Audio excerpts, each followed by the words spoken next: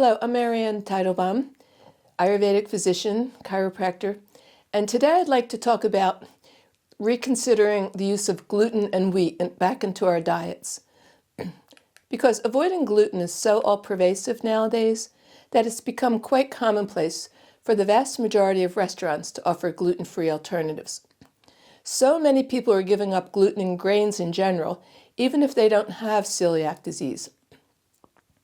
Let's discuss this whole phenomenon and come up with much better solutions than giving up wheat, which historically has been known as the staff of life, for good reason. We should think twice before giving up one of the most nourishing foods on the planet. To understand why we have all become gluten, and in particular wheat averse, let's look at two root causes which stem back over the last couple hundred years. First, let's look at the quality of the wheat and how it went from being so essential to our diets globally to being a food that we are now being told to avoid at all costs. Prior to the 1900s, most of the bread that was consumed was baked at home. People either owned their own mill, where they would grind their own flour at home, or communities were actually built up around the local miller, who would freshly mill the grain for them, which was then used up fairly quickly. If you store the grain and keep the kernel intact, then the nutrients are perfectly retained.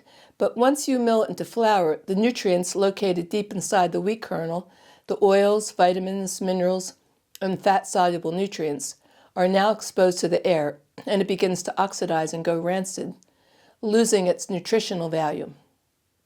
The wheat has three parts: the bran, which is the outer covering and contains all the vitamins, minerals, and fiber; the germ, or the inner part where the fats and oils are found, and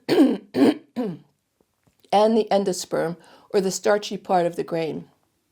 In the late 1800s, they discovered that if they removed the bran and germ, the flour wouldn't spoil. This became a major breakthrough where they could now keep the flour on the shelf for long periods of time, since they got rid of the parts that decay and oxidize. So the homes threw away their grain mills, and the millers went out of business as massive white flour production began. It appeared to be a wonderful discovery until three diseases became epidemic once the nutrients were taken out of the flour. These three diseases were beriberi, which is a vitamin B1 or thiamine deficiency, causing swelling of the legs, shortness of breath, rapid heartbeat, heart failure, muscle weakness, numbness or tingling in the hands and feet, and difficulty walking. Pellagra, a skin condition causing dermatitis, diarrhea, dementia, and even death, and anemia also became epidemic. They eventually traced these new epidemics to the missing nutrients, which happened when they took the bran and the germ out of the wheat. It took until about 1948 for the government to step in and mandate that something needed to be done. 35 to 40 nutrients are lost when you take away the bran and the germ, but they only put 4 back in. They put in 3 B vitamins and iron, and they were all synthetically made and no longer in their natural and most healing form. Then it took another 50 years as birth defects began to rise to finally trace it back to the missing folic acid that was no longer found in the flour. So they now mandated that they had to put the folic acid back in, again in a synthetic form, which is now creating a whole host of other problems, especially in people who have genetic weaknesses like MTHFR, where they can't break down the synthetic folic acid, which is no small thing when you consider the fact that 40% of the world's population are harboring this genetic variant. To make matters worse, the residual oils coming from the germ, which are left behind on the flour, caused the flour to turn yellowish, so they bleached it with nitrogen trichloride for more than 25 years, which is a chlorine derivative. They eventually took it off the market because it caused seizures and hyperactivity, marking the beginning of the hyperactivity and ADHD era, which blossomed in the early 1990s as we took out the inherent nutrients in the food and instead dumped more and more chemicals back into our food. They also used benzoyl peroxide as a bleaching and whitening agent in the flour. So currently the nitrogen trichloride has been taken out of the flour, but America still allows the benzoyl peroxide, while the European Union and some other countries have banned it, along with several other flour bleaching agents.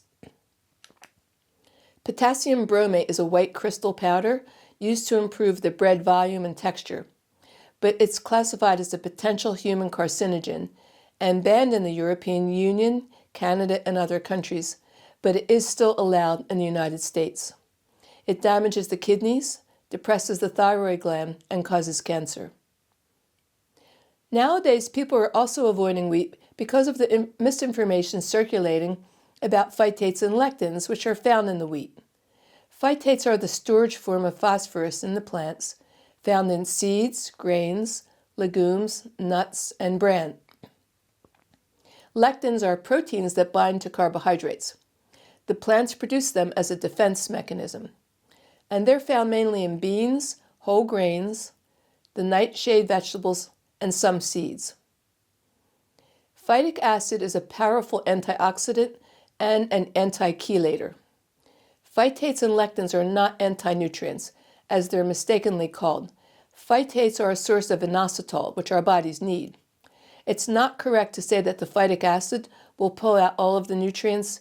If anything, it'll protect you from overabsorbing iron, calcium, and other minerals, because too much calcium and iron is not good for us. The intestinal microbes produce phytase, which breaks down the phytic acid. So, if you consume phytates on a regular basis, your gut microbes actually learn to break it down. So, if you're eating these foods often, which are rich in phytates, they will have less of an effect on you over time because your gut is going to know how to break them down for you. In animal studies, high amounts of isolated lectins have been shown to have potentially negative effects on the GI tract. This is why people say that lectins can damage the gut and lead to leaky gut. But this information comes from animal studies that have used isolated doses of single lectins in very high doses. This doesn't happen when you actually are eating the foods. If they've been soaked, rinsed, and cooked, then almost no lectins are present in the final product that you're consuming. And fermenting the wheat, as in the case of a sourdough starter, can also remove most of the lectins. This is why Ayurveda always stated to soak your beans, grains, and nuts. By soaking, rinsing, fermenting, and cooking them, will remove most of the phytates and lectins found in these very nourishing foods. People are unnecessarily avoiding foods with phytates and lectins because of misinformation that has been circulated around in books and in blogs. In one study, they actually removed 90% of the phytates in the sorghum flour, but it had no effect on the bioavailability of the iron. In another study on young children, it showed that increasing phytates in the diet by 500 milligrams a day only reduced zinc absorption by 0.04 milligrams, which is a very small number.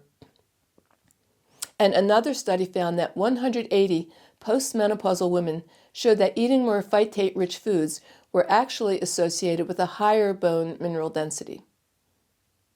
Now, the second huge reason people are also avoiding wheat, gluten, and even other grains is because of the devastation to their digestive tracts from the overuse of antibiotics, acid reflux medicines, steroids, birth control pills, and many other medications. Once you upset your digestive organs, especially the gut microbiome and the liver, it becomes difficult to digest the proteins in the grains. So, with all of our patients, we fix their digestion and then teach them how to use the good wheat products. You want to find grains which are organic and have never been sprayed with pesticides. Also look for heirloom grains which have never been hybridized or intensively bred for high yield and baking performance. Here are the names of some of the ancient and heirloom wheat varieties. First, there's einkorn, which is one of the oldest wheats. It's over 10,000 years old. Then there's emmer or farro, and then spelt. Kamut or Khorasan wheat is an ancient Middle Eastern wheat which has a very high protein content, yet it'll still make your bread very light and fluffy. Lesser known are red fife, a 19th century Canadian heritage wheat, white sonora, an ancient wheat brought to North America by Spanish missionaries, one of the oldest wheats in the Americas, Turkey Red, brought to the United States in the 1800s. It's an heirloom hard red winter wheat used historically in making bread. Let's quickly understand the difference between non-GMO and non-hybridized and heirloom. Non-GMO means that the plant's DNA has not been altered using genetic engineering in a lab. No genes are inserted, deleted, or modified using biotechnology. No genes from unrelated species are added. GMOs are made by directly changing the DNA using lab techniques, and it can involve genes from bacteria, viruses, or other organisms. This process does not happen naturally. Now, non-hybridized usually refers to plants that have not been crossbred with other varieties to create new traits. No intentional cross-pollination has occurred between the different strains. The way hybridization works is that farmers or breeders cross two compatible plants of the same species, and this has been done for thousands of years and can happen naturally in nature and in agriculture. Hybridization is not genetic engineering and does not involve lab DNA manipulation. For example, many plants nowadays are non-GMO, but have been heavily hybridized. Heirloom varieties are non-hybridized and non-GMO. So just simply saying that a grain is non-GMO doesn't imply that it's a traditional or heirloom grain. Hybridization changed the gluten structure and yield, not through genetic engineering, but through selective breeding. And we should get back to what our ancestors already knew. Keep the wheat the way nature intended it.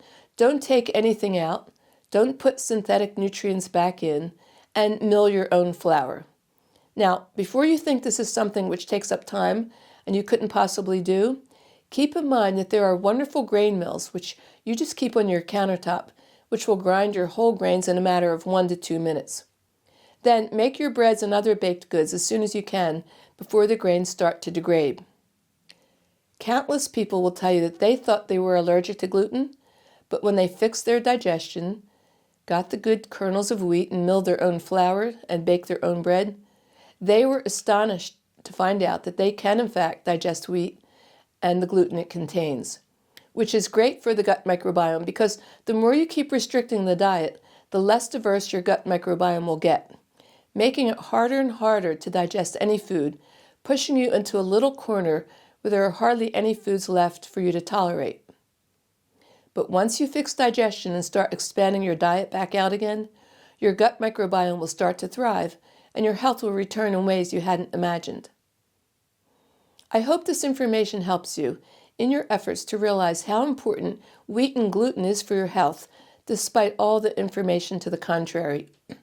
There are wonderful podcasts discussing the importance of eating whole wheat, especially the Bread Becker's podcast by Sue Becker, who has studied whole grain baking for decades. Thank you.